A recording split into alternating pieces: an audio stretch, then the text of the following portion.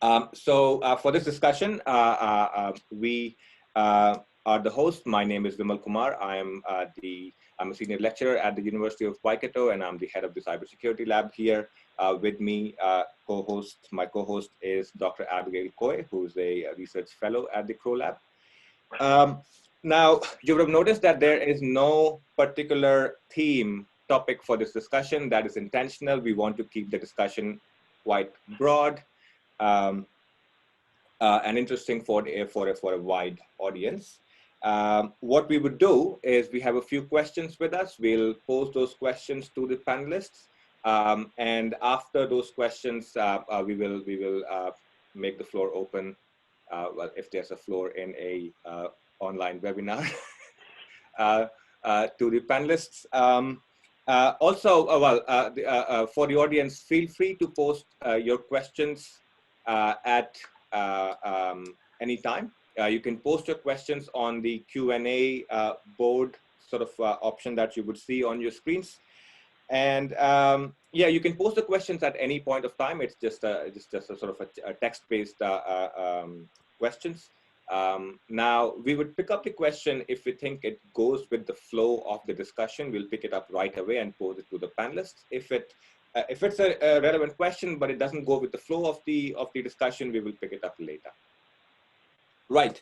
So now, a thing to note: this is a Zoom webinar, so the audience can only post questions on the Q&A, so we will be monitoring that, and we will pick up the question. The audience cannot ask questions right away using their microphone. Anyway, okay. So now let me introduce the panel, our guests here. First off, we have the Chief Security Officer of InternetNZ, Sam Sargeant. Sam has worked with all things internet in New Zealand since 1990, and before his current role, he has been the CTO and CIO of various private and public organizations here in New Zealand. Welcome, Sam. Sure, thank you. Then from Australia, we have Lee McCotter, who is a senior systems engineer at RSA Security. Lee received a Bachelor of Computer Science with majors in computer forensics and systems programming from Western Sydney University, and has been in cybersecurity for the last 10 years. Welcome, Lee. Lovely to be here. Sorry to cut you off. We also have David Tredger from Aura Information Security. David has a Bachelor of Network Engineering from Victoria. David is Aura's technical lead for a number of their Wellington-based enterprise customers. And David also manages Aura's internship program, which would be of interest to a lot of our attendees. Hey guys. Welcome, David. Finally, we have, I forgot again how to Dajne. Sorry, Dajne. Dajne Wynn from Insomnia Security. Dajne is a senior security consultant at Insomnia, and he has a Master's of Information Security and Digital Forensics from AUT. His expertise is in web and mobile application pen testing, with a specific interest in social engineering, pen testing, tool development, and physical control based testing.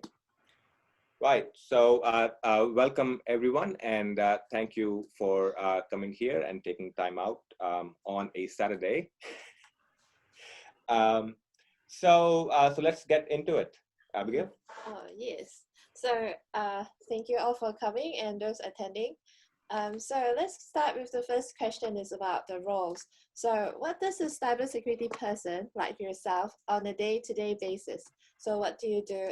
What does daily life in the cybersecurity sector in your role look like? So anyone to start? I'm happy to kick off. So as Chief Security Officer, I'm quite lucky that I get to go up and down the stack. I get to think about some of our big picture strategy or some of our more operational details. Of course, in this industry, plans on a daily basis can change. External actors will drive things. And so Perhaps we're running an incident response. We're in a war room type situation.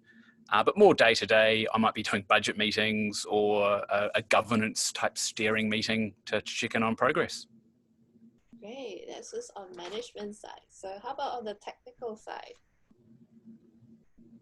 Yes, sure, I don't mind jumping in. So, I mean, as a pen tester, obviously, most of it is keeping up to date. So reading a lot and keeping on top of the news, look at some trends and what's happening. Most of my day-to-day is communicating with clients, either that or doing research into new capabilities for Insomnia and hacking stuff. I mean, you know, it's part of pen testing. And also the not so nice side of it is the writing report at the end of it. Yeah, report is a crucial part. So what about you, Lee? So I work as a security engineer in pre-sales. So mainly providing things like technical assistance to new and existing customers for our New Zealand and Australian customers.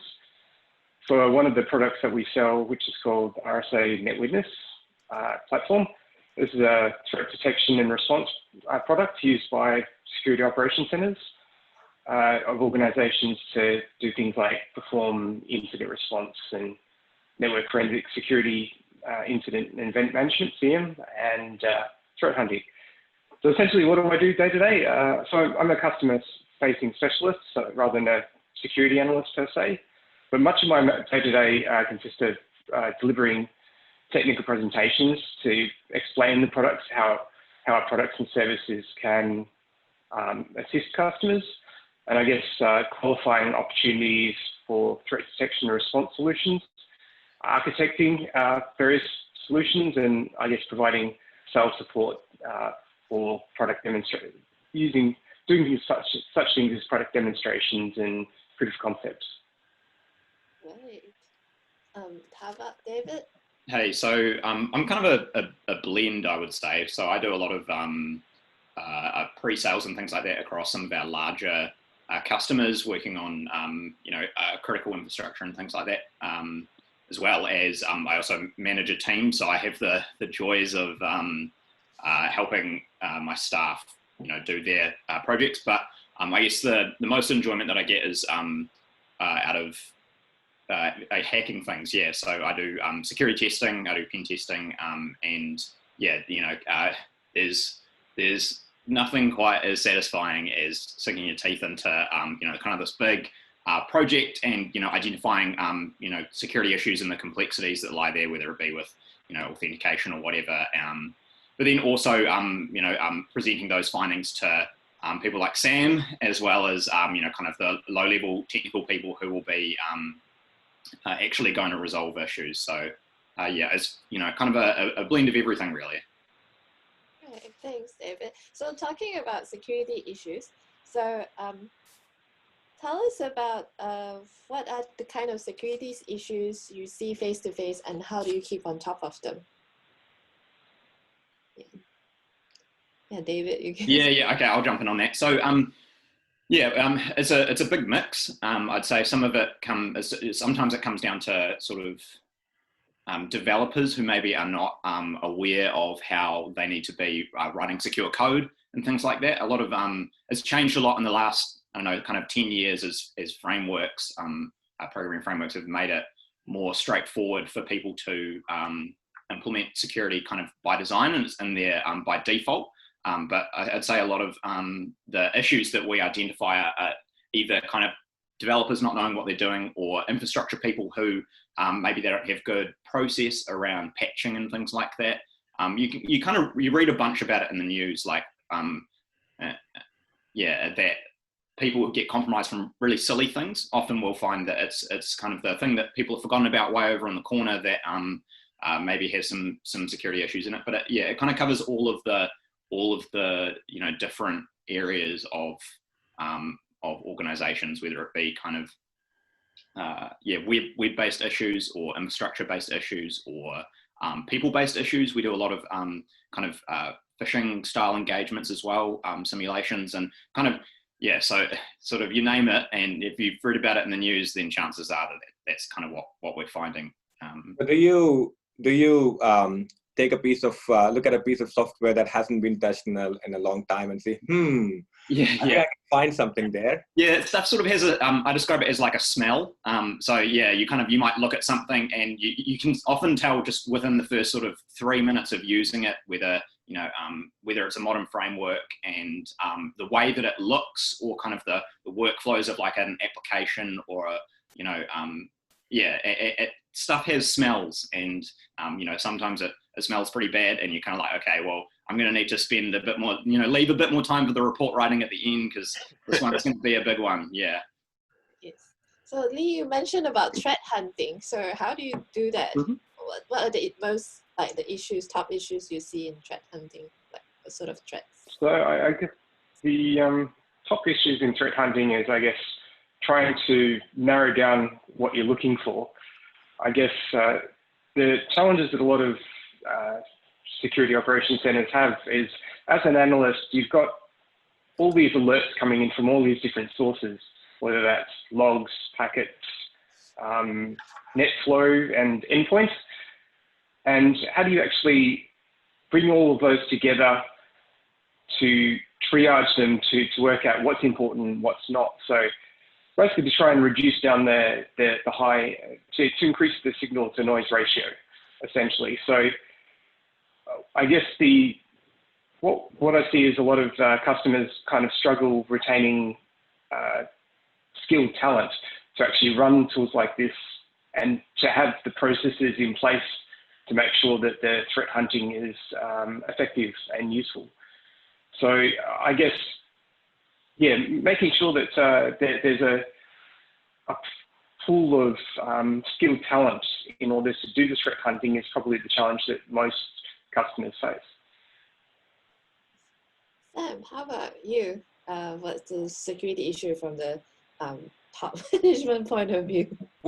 We also have the same challenges that Lee was talking about, retaining and attracting the right people, the right mindset to get into security and be effective in what might be a small team.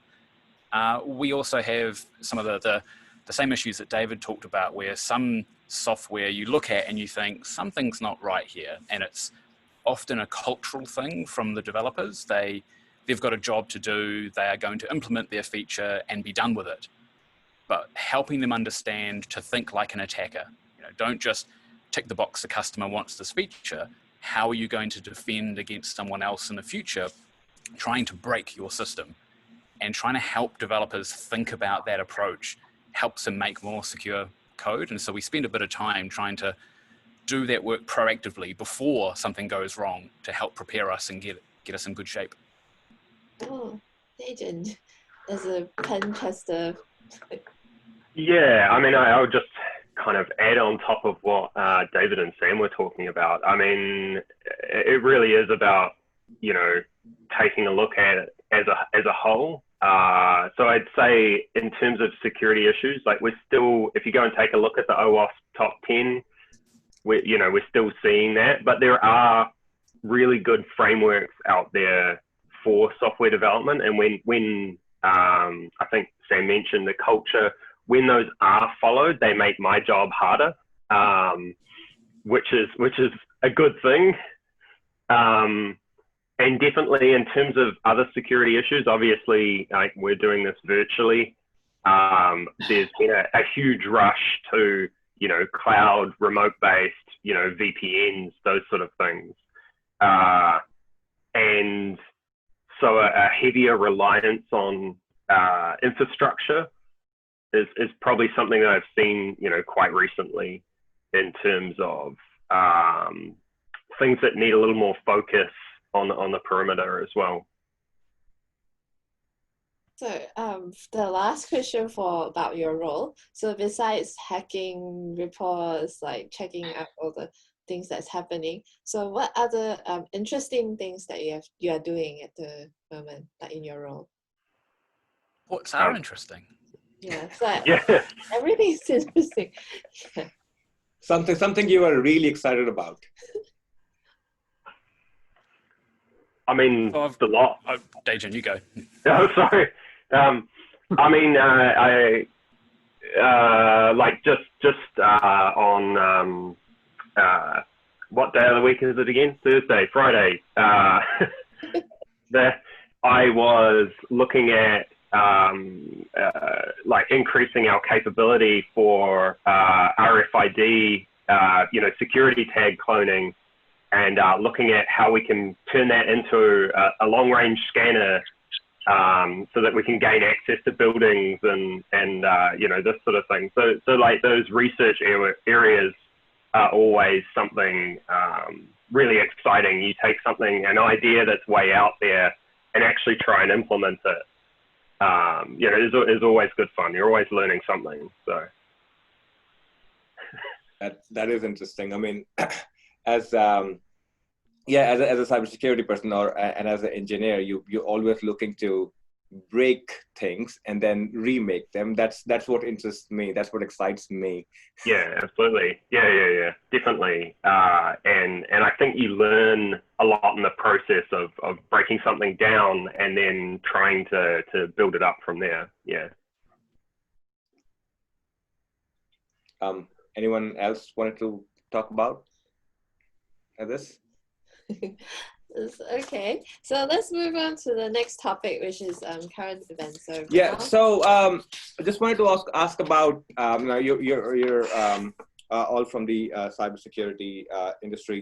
So what are the some of the current trends that you're seeing in security out there, and how is it evolving? So I'll take a shot at the first one. We're seeing governments cooperate more and publishing indicators of compromise, and sometimes ones they will attribute to specific groups or even other nations. You're seeing more and more these advanced persistent threats, their tooling being published on VirusTotal. That's something that is not something we thought of 5 years ago, and it's definitely, I think, going to be more of a trend. We're going to see more of those governments working together to name and shame.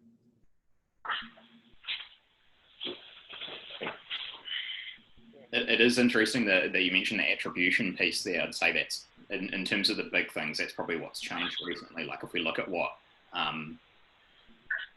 New Zealand's partners overseas, in terms of how they've been identifying and actually naming the threat actors, and then you look at the likes of the US who have actually been identifying individuals and talking about them. I think that's had a lot. They've had a lot more teeth to it. Yeah, it's kind of a much scarier place for those threat actors to be, when now they've got the kind of the added risk of their face is going to end up on a most wanted list, and kind of here's all of their old passport photos that have been tracked up. I'd say just in terms of current trends, something that we've seen in New Zealand as well as internationally recently is kind of this evolving ransomware, where it's no longer just somebody compromises an exposed SMB share or something like that and encrypts all of your company's files. They compromise, and then they'll spend weeks or months sifting through all of the data and slowly compromising everything, and then they pull off all of your sensitive data, and then then only after they've kind of got all of they can from your network, they'll go and encrypt everything. But the threat isn't just pay us some Bitcoin, give us our 3 BTC so that we'll decrypt all your files. It's and if you don't, then we're going to publish all of your sensitive documents online. And they've actually followed through on those threats as well. So they got picked up by the media. I'm trying to remember who it was. It was a celebrity of some description who had a relationship with a legal firm, and might have been, I want to say, Lady Gaga. Could be wrong, but either way, they published some like legal documents relating to this person, and then more recently we've seen it in New Zealand with Fisher and Paykel.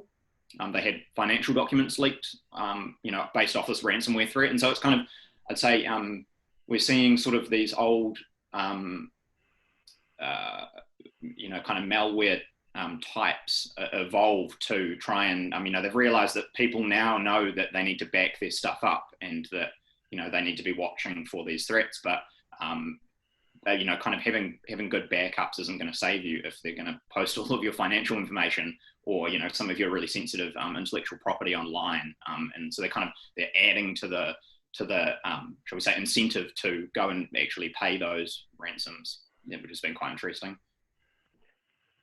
Yeah. So now you mentioned naming the threat actors. Australia recently just stopped short of naming a state-based actor. So the Australian governments and industries, as the press conference went, are being targeted by some state actor. And in New Zealand, we're sort of all in a lot of areas we look up to, you know, what's being done in Australia. And so from that point of view, what do you think is the preparedness of the New Zealand government and businesses to something like what is being described as happening in Australia?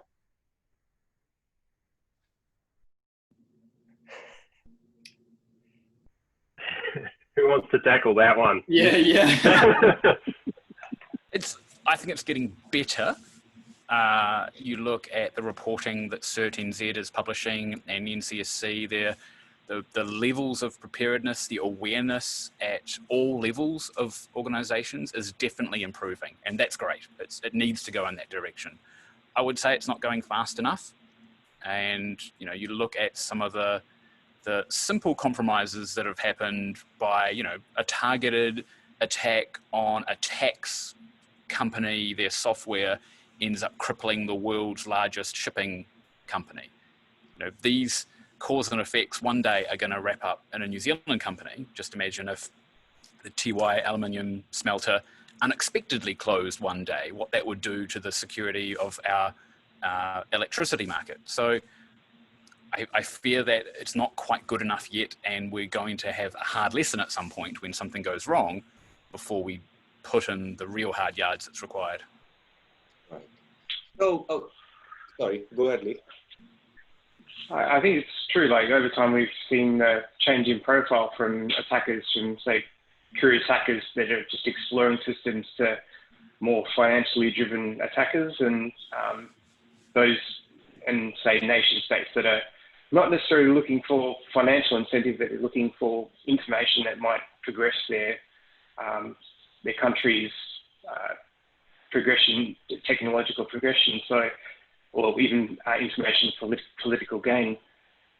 So I think in cybersecurity, we've kind of been working on things that term called TTP, which is the tactics, techniques, and procedures to model attackers, to actually see how your threat detection response maps to the TTP that the attackers that you see are using, and so that you can work out where in their campaign that you can see where you can detect and respond to each of their the steps. So I guess as the attackers get more professional, the teams in the security operations centers on the defense side need to also make sure that they've got the tools, the policies, and the procedures in order to be able to effectively perform incident response. So yeah, I think as I mentioned, it's just a matter of you know, the threat is getting larger, but also on the defense side, we're getting better tools and better processes that allow us to do that, respond more effectively in timely fashion. Right. Okay. So follow-up question to Sam.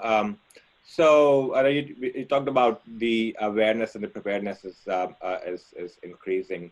Now, the state of the current preparedness, how would you attribute that to how the industry in New Zealand, which is mostly small to medium enterprises? You gave an example of Rio, the smelter, and they're quite large by New Zealand standards.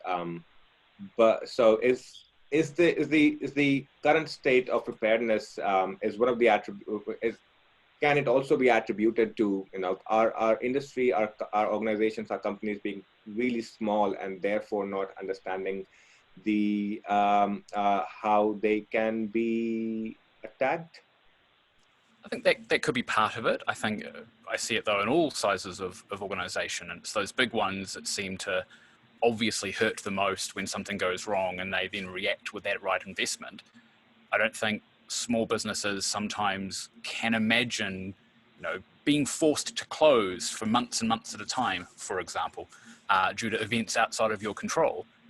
That's obvious in hindsight. We can say a pandemic has done that, but what if it's your computers don't work anymore and all your data is gone and you have no ability to get it back? I think it's imagination about what could go wrong, and it seems the only way we can learn that is by experiencing it going wrong in the first place. It's very hard to balance that risk and make a big trade-off. Why do I have to have this longer password? Nothing's ever gone wrong. Why do I have to wear a seatbelt? It's just a pain. Yeah, that is true. From the point of view of tertiary institutions and academia, how do you think we can help in getting that awareness out and being more prepared? So I'll quickly add a few things. One is helping us understand that risk discussion. Long-term risk. People are really poor at understanding that. How can we actually think about the real consequences that inaction might lead to? If I don't secure my things properly, what really could go wrong? And helping, output the next generation of students who have that systemic thinking. Security especially, you need to have a very wide understanding of systems and how many things relate and are encapsulated by each other. And so having a new generation of workers who are really well versed in that deep engineering principle is going to be important. Yeah, I was just to add there. I had a really good analogy given to me not that long ago, actually, in that the idea of like the current computer science climate, I guess, at the moment is we have a bridge building engineer and a bridge breaking engineer, rather than training civil engineers who understand, I guess, the whole complexity of construction. Is, quite a good analogy, I thought. And it's that continuation of training students and bringing industry into events like this to, bring together that and sort of further that training, I guess, and making sure there's sort of a complete picture in the engineering field. Yeah, I do think that is really important to have a systems approach to this, where people understand the how things can snowball and consequences of a small action. That's interesting.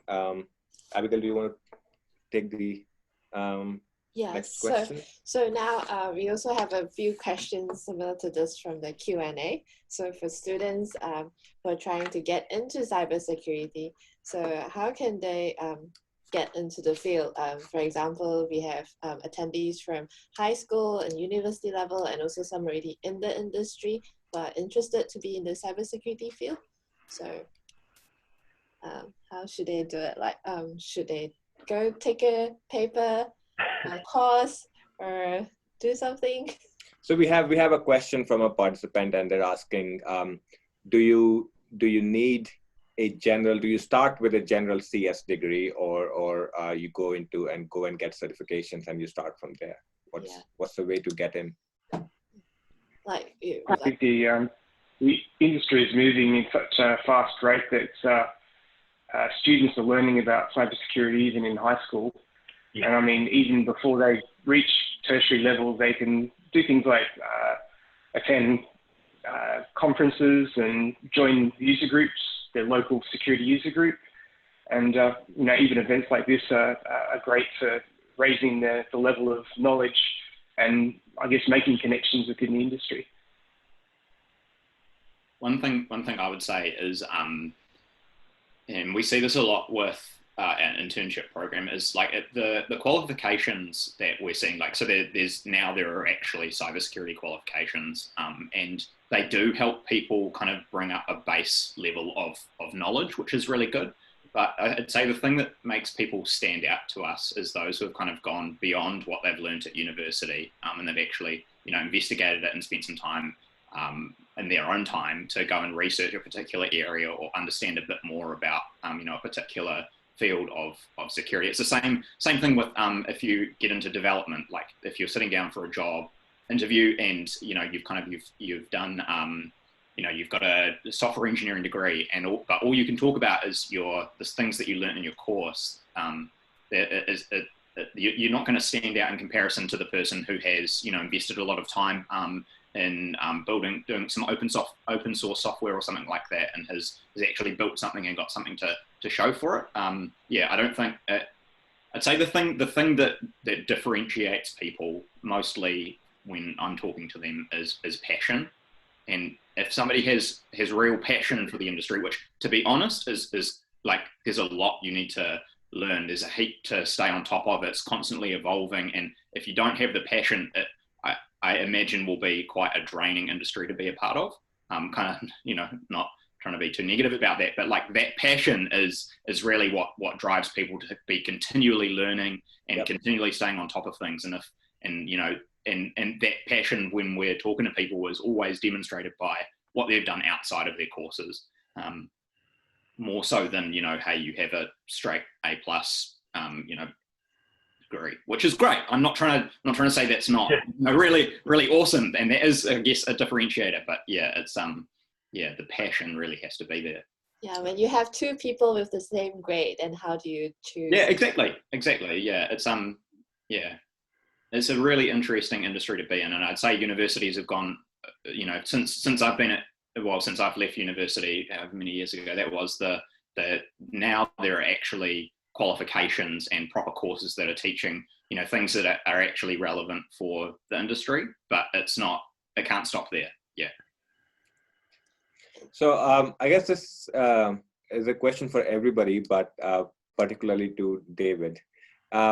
So we have a question from one of our attendees. They are a cybersecurity graduate, and they're asking how can they get an internship in the cybersecurity field. Yeah, so we have a mix of programs. Hopefully you've heard of Summer of Tech, which is an internship program, and I know that we've talked to a whole lot of graduates and students who have been part of the Waikato cybersecurity course. So we will predominantly hire our interns through Summer of Tech. It's just simply because of the exposure, the number of students that are going through there, and kind of the program's organized really well to kind of help interns and companies connect. But we do also, we've hired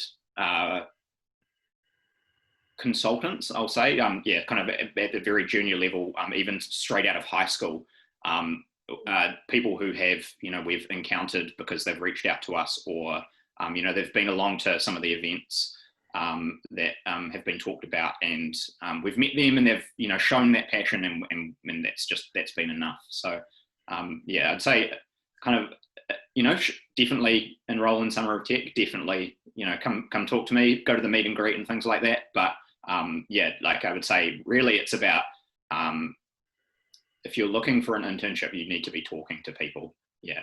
And it's not your CV that's going to help you to stand out. It's actually you rocking up to an event and getting some face time with the people who are doing hiring. So that could be at, conferences.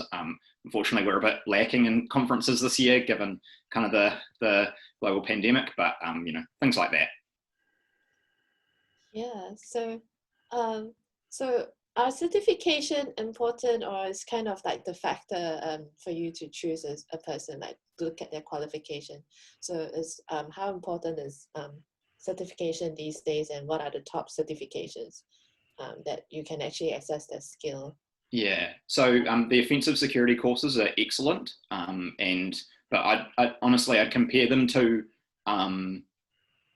university qualifications. You know, any kind of qualification that you have helps to lift that base knowledge and definitely gives you a step up. But in of themselves, if you've got, say, OSCP, then that's not the, you know, and just by itself, if there's not the passion behind it, if you can't, you know, talk about the different topics and things that you've learned about, and if that doesn't really excite you, then that's going to be obvious when we're talking to you. So yeah, definitely go get a certification. You'll learn heaps. And like if you're doing OSCP or OCE or what's the latest one, OSWE, then they will all teach you skills that will be really useful if you're doing, you know, penetration testing, or even if you're going on to work as a, you know, an engineer in an organization. Those skills that will help you to test the things that we will be looking for will help you to build better systems, which will make our jobs harder, which is good. But yeah, like in of themselves, qualifications are just qualifications. Yeah. We'll give David a breather. Yeah, please.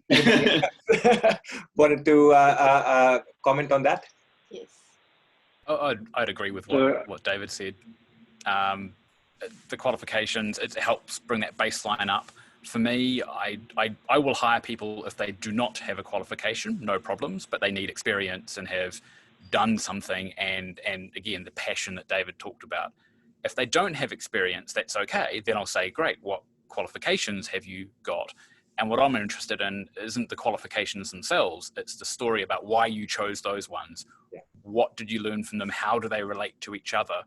I find that with the cybersecurity qualifications, there's this amazing matrix and mix of deep specialities and all the different aspects of security. Have you gone and deliberately gone and got one of each, or have you gone deep in one particular area? Having some structure to your qualifications and certifications really helps. Yeah, because not only security, it covers policies, covers development, penetration testing, and softwares and all that thing. So that's... I'd have to agree that the certifications that kind of have a practical component are going to be most useful to employers in kind of being able to show that a candidate can demonstrate skills and knowledge in the area. So, and also probably some of the certifications that, most certifications now have an expiry date. So if, and that's useful in the sense that it forces professionals to go out and do continuous learning in their area to make sure they're up to date. So definitely there's a kind of a wide range of technical and non-technical certifications that someone can take, depending on what they're interested in. So here's an interesting question, just looking at the Q&A. What's the best and worst part of your jobs? Anyone? We heard the worst part. We heard about the exciting parts, yes. But yeah. I had the worst part in my head. The worst part is that moment where you realize, oh yeah, we've been compromised. Or, oh, they've been here for 3 years. Or, oh, they're in the backups too. Oh, they're encrypted and they've taken our really sensitive data and they're holding us to ransom. That progression of learning the worst thing, and eventually you get to the other side of it. And I guess the best part of the job is that feeling of we've remediated, we've fixed the problem, we've got rid of, we think to the best of our ability, the intruder, we can feel a bit more safe now. That feeling is worthwhile when you get to that point.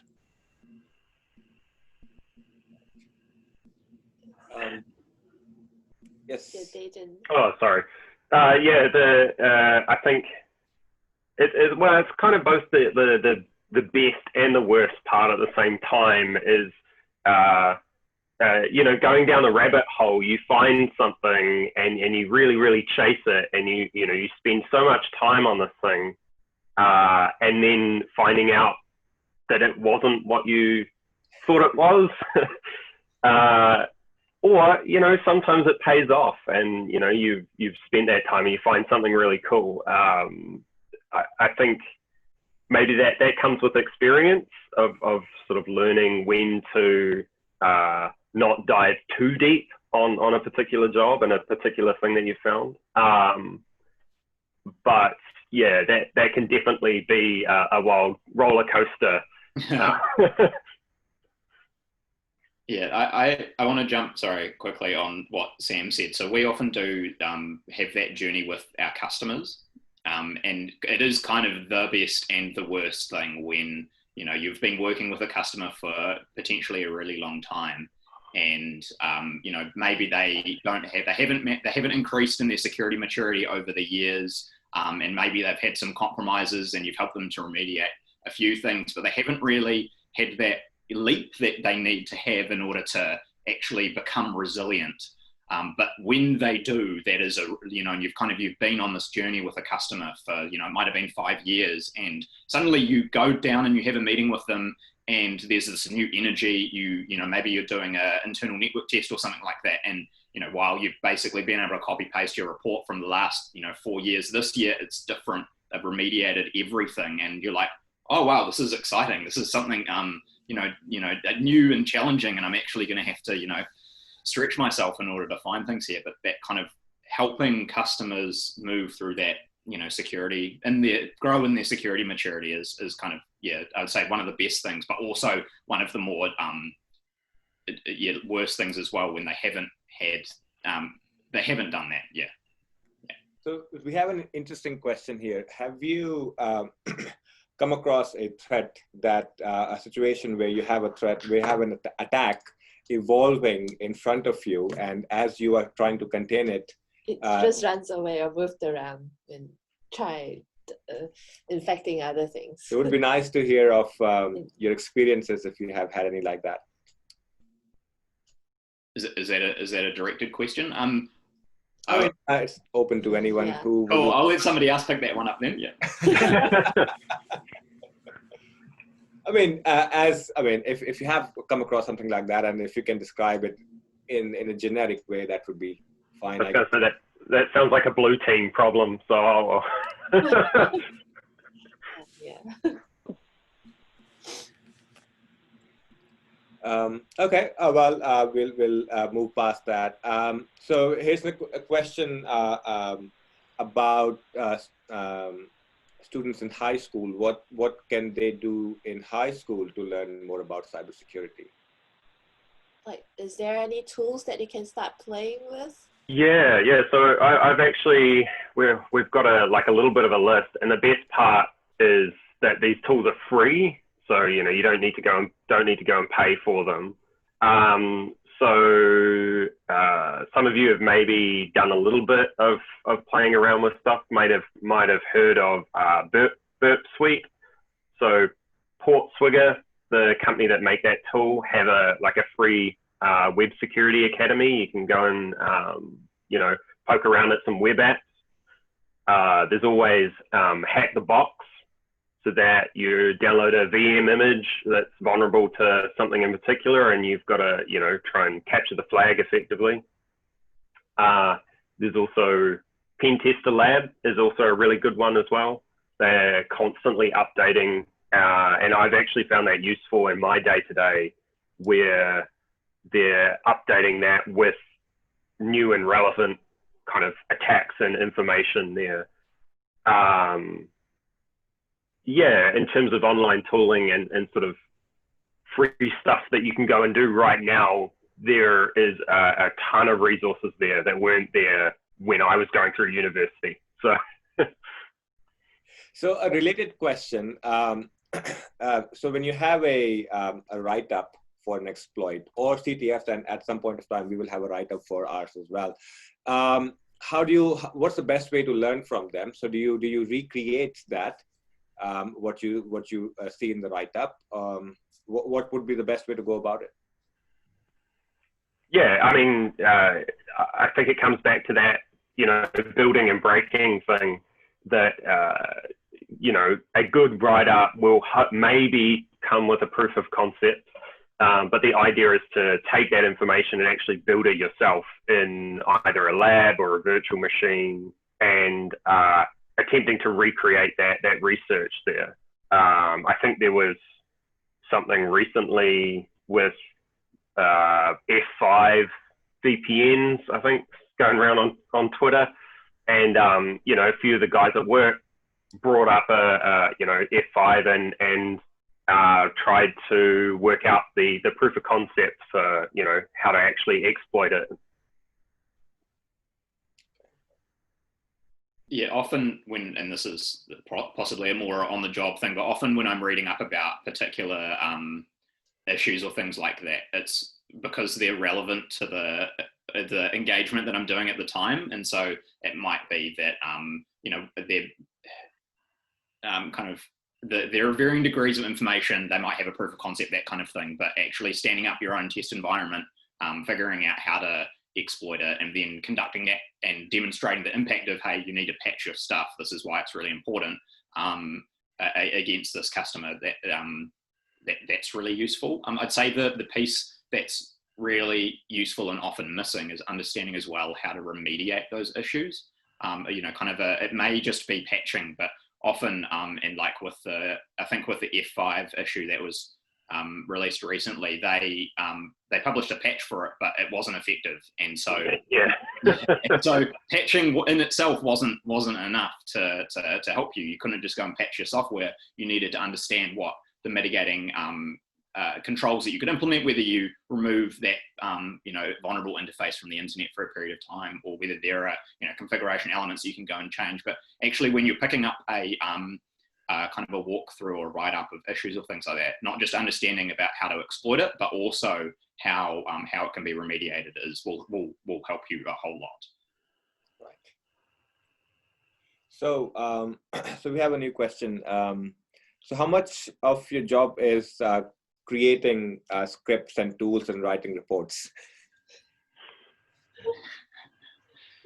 Depends how big the job is. So sometimes the report, Dajne, you can probably elaborate on this as well, but it would be kind of, maybe 4/5 of a week will be spent testing, and maybe a day of report writing. And the tooling kind of comes as you're going on the job.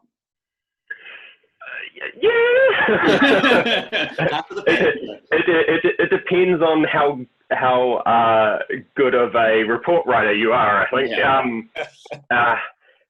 I mean, being realistic about it, at the end of the day, the report that a client receives from me has to help them, and oftentimes that's the main point of communication between me and their technical team, for instance. So while it's really great, I might have come up with this like sweet Python script that does something very elaborate. If I can't communicate that effectively, then the test itself or the exploit itself kind of loses that meaning. Or you were talking about remediation before. If I can't explain something that I've done to a technical team to help them remediate the problem, then it's not particularly useful. So yeah, I would say that's a fairly good, 3 days out of 5 I'm doing actual hacking. The other 2 reporting is probably about the balance. So we often talk about our reports as the golden sheets of paper. It's kind of like, that's the only deliverable really that a customer is getting from our testing, and so it needs to be kind of worth the money that they pay for it. So yeah, we do invest, as Insomnia will as well, a lot of time into making sure that our reports are meeting the customer's needs and expectations. And as someone who gets those reports, it certainly makes a big deal to me. How well they're communicated. You're absolutely right to talk about if you can find this most amazing exploit and this vulnerability that you can do all sorts of bad stuff with, if you can't explain it to the customer, then actually it's all for naught. Hopefully they know what's going on, but sometimes they won't. And so what I look for is reports that are really clear about the consequences of inaction. If we leave this as it is, what could go wrong? And some options. We could remediate it by taking those interfaces off the internet, or just turning it off completely, or patching it, or if we get options and we can consider what the consequences might be, that helps us make good decisions without having to have highly trained, specialized staff to spend all the time finding those vulnerabilities in the first place. Yeah, and I think the risk management. Oftentimes, oh, sorry. No, it's just that the reports actually helps to for future and for prevention method, and see what you can do about it. Yeah, interesting. Yeah, I was going to say, often adding to Sam, that oftentimes, you know, our reports go straight to a technical team and are, you know, divided between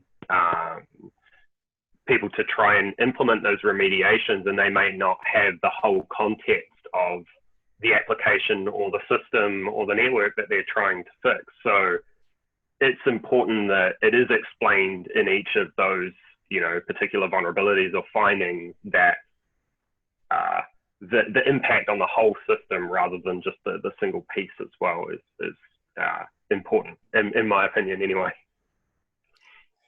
We have a broad hot potato question on the Q&A, and let's see if somebody wants to lay their hands on it. What are your thoughts about the state-sponsored hacking Around the world? So I think a more nuanced question would be, how do you think it's evolving? Yeah, from beginning of Stuxnet and other nuclear, all the plants, energy plant attacks. So two thoughts. One is, we as an industry care a lot more about integrity than we used to. We really used to focus on, it's all about confidentiality, don't let the bad people take your secrets. And now we've realized it's not just them damaging us through ransomware, it's damaging a nuclear plant or a blast furnace or some other physical asset can be destroyed and have real economic consequences. And so I'm seeing that kind of movement between nations, you know, getting real world effects out of cyber activity. What I'd like on the civil society side is we're now having more of a conversation about what are the norms for state actors online. You know, what is generally considered acceptable and reasonable versus what is beyond the pale, what is inappropriate, and civil society says we don't want this. And I don't think we've landed that conversation yet. It's happening more and more, but it's still happening quite slowly.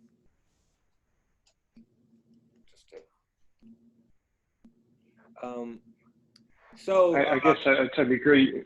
Sorry. In terms of governments and industry, we're seeing a lot of more collaboration in terms of protection of critical infrastructure. So I think that's important for us to, I guess, focus on what's important and what needs to be defended the most, and I guess where the dollars and effort needs to be spent. On the other side, I guess we've got as Sam mentioned, the concept of what are the limits of what a government is allowed to do in terms of, is it permissible for them to hack back an attacker to try and learn more about who or do the attribution of who the actual attackers are. So, and I think that's a continuing conversation about whether things like hacking back an attacker is actually permissible or even desirable. So Lee, when I was when we were having conversations with RSA earlier, your team mentioned that they're working on some threat detection tools that you're developing. Can you talk about that a little bit? Yeah, absolutely. So essentially, regardless of who the actual attackers are, when you're protecting, you've got to have, say, threat detection and response tools in order to be able to have visibility of what's going on in your network.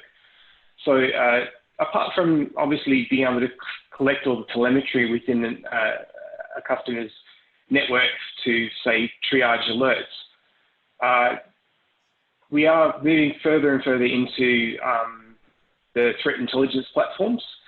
So being able to get threat feeds from governments and other industry organizations that, say, such as Shadow Server, that actually tracks threat actors, And I guess being able to bring that into, say, your traditional, say, CM or your packets kind of infrastructure to be able to enrich what you're seeing in your own network. So definitely we're seeing a lot more automation in the response tools, and also the threat intelligence platforms increasing, and will makes the allows you to make greater sense of what you're actually seeing in terms of traffic and in your logs. Have you given it a fancy name yet? Yeah, well, we've got our SOAR platform. We've got the NetWitness Orchestrator, which is a combination of a threat intelligence platform and orchestration SOAR platform to do automation of basically actions when you have particular events. So there's a lot of activity relating to that in that space. Okay, that's interesting. So we have a good question, and I think that's a really nice question to wrap this up with. So a question from Sam Redmond: once a report is written and the customer receives it, have you ever been asked to come back in and execute one of the solutions if their IT department is incompetent?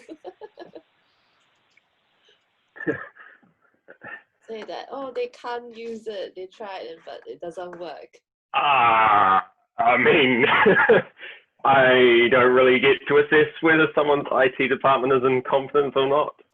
Do we get called back? Yeah, absolutely. I mean, it's not necessarily like as a job of a pen tester, it's not necessarily my role to come back in and necessarily fix a network, but I should be able to provide enough information to their technical team in order to go and perform those remediations. We do help out where we can, obviously. You know, there's questions that come back all the time, and we always work really closely with our clients. So, but in terms of, do I go in and start writing code for, you know, a particular app or something? Not usually, no. I don't think anyone wants to see my programming. So there's quite a steep learning curve when it comes to familiarizing yourself with a code base.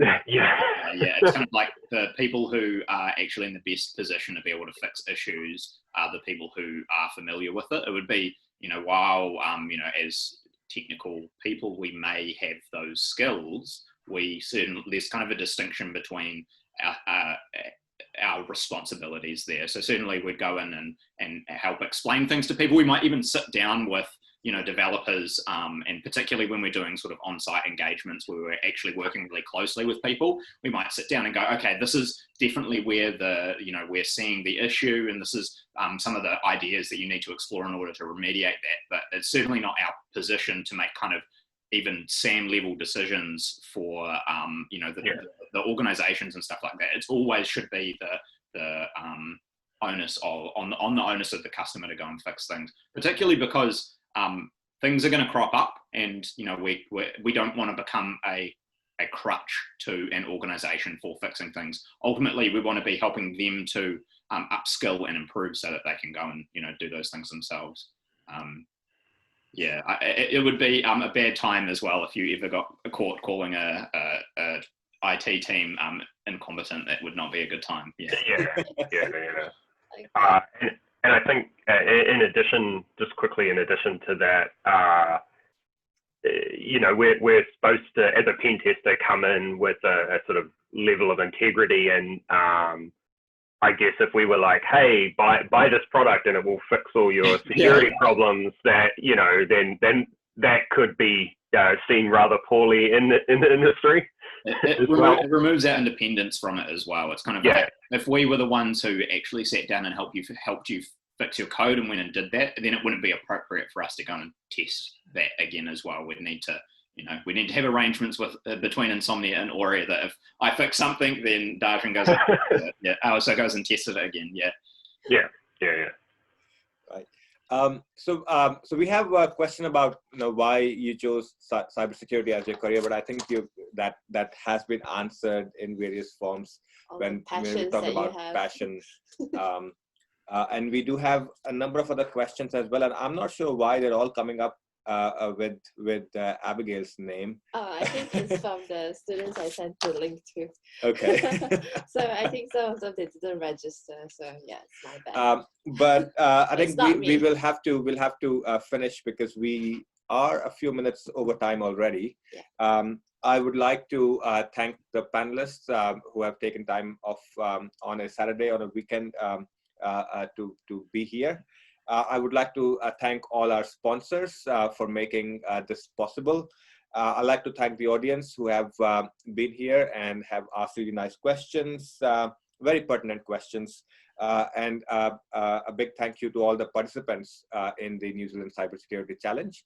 And I will also wish good luck to those 10 who are going in to our Purple Team Challenge, which will start in about half an hour. Right. So thank you everyone for joining in, and special thank for our panelists. Yeah.